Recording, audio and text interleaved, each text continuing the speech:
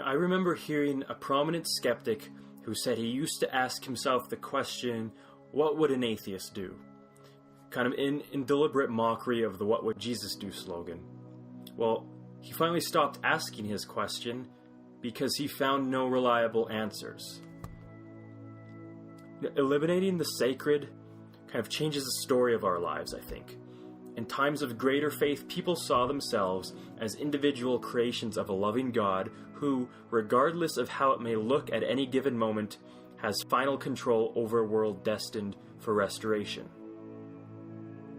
Now, people with no faith find themselves lost and alone, with no overarching story to give promise to the future or meaning to the present. To regard nature as beautiful, humans as uniquely valuable, morality as necessary, to them these are mere constructs, we are told, invented to soften the harsh reality that humans play an infinitesimally small role in a universe governed by just chance. Most people in all of history have experienced this world with all its pleasures, its pains, its loves and losses, births and deaths. All is linked to the sacred, invisible world. No longer, at least not for many at least. And now we are born, we play, we work, we accumulate possessions, relate to one another in some way, and then we die with no consolation that what we do matters ultimately or has any meaning whatsoever beyond what we ourselves assign it. Albert Einstein once remarked that the modern age has perfect means but confused ends. Scientists and others have reduced matter to subatomic particles, and software engineers have reduced most of what we know about the world down to bits of information. We know how things work, but not why. We seem bewildered, actually, about why anyone makes any given choice. Whether to love others or to hurt them, whether to work hard or just binge drink ourselves stupid. Why do we act the way we do and make the choices we do?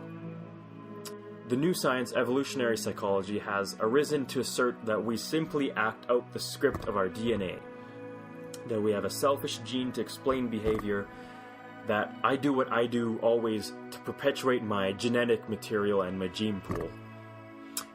Although specialists may believe this selfish motive theory, for most people it simply doesn't ring true. What drives us, any of us, to become the persons we are? What makes some people responsible while others can't handle responsibility? What drives some people to become successful, others to be in selfless professions like nurses and doctors, or others to watch television all day, leeching off their parents?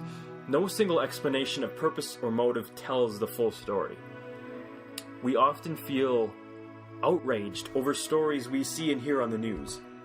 When a criminal attacks an innocent person, when a woman is sexually assaulted, when kids are horrible bullies to one another, or when a sniper opens fire on strangers.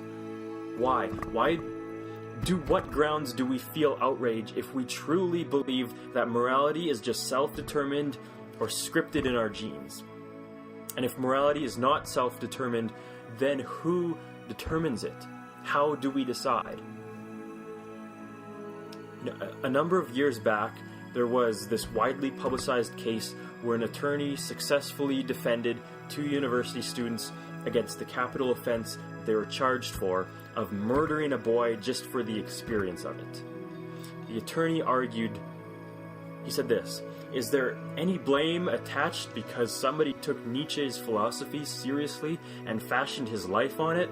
Your Honor," he said, "it is hardly fair to hang a 19-year-old boy for the philosophy that was just taught him at the university." In short, people who reduce things offer little compelling reason why we humans should rise above the behavior of beasts rather than just mimic it. Adolf Hitler once said, "Nature is cruel, therefore we too can be cruel." Is what he said really true? Is that really how we should go about things? We live in dangerous times and face urgent questions about things like terrorism, war, sexuality, world poverty, and definitions of life and death. The list can go on. Society badly needs a moral tether, or system of coordinates. We need to somehow know our place in the universe and our obligations to each other. So which account of the world has the most explanatory power to make sense of what we see in the world and in ourselves? We have a sense that the world is not the way it ought to be. We have a sense that we are very flawed, but yet very great, important. We each have a longing for love and beauty that nothing in this world can fulfill. We have a deep need to know meaning and purpose. Which worldview best accounts for these things? Christians do not claim that their faith gives them omniscience or absolute knowledge of reality. Only God has that. But they believe that the Christian account of things, creation, fall, redemption, and restoration, makes the most sense of the world. Now, I ask you to put on Christianity like a pair of glasses and look at the world with it. See what power it has to explain what we know and see. If the God of the Bible exists, then he is not just a man in the attic, but he is the playwright. That means we won't be able to find him like we would find a passive object with the powers of empirical investigation. Rather, we must find the clues to his reality that he has written into the universe, including into us.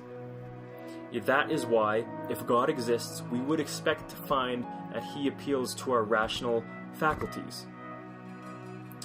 If we were made in his image, as it's said, as rational personal beings, there should be some resonance between his mind and ours. It also means that reason alone won't be enough.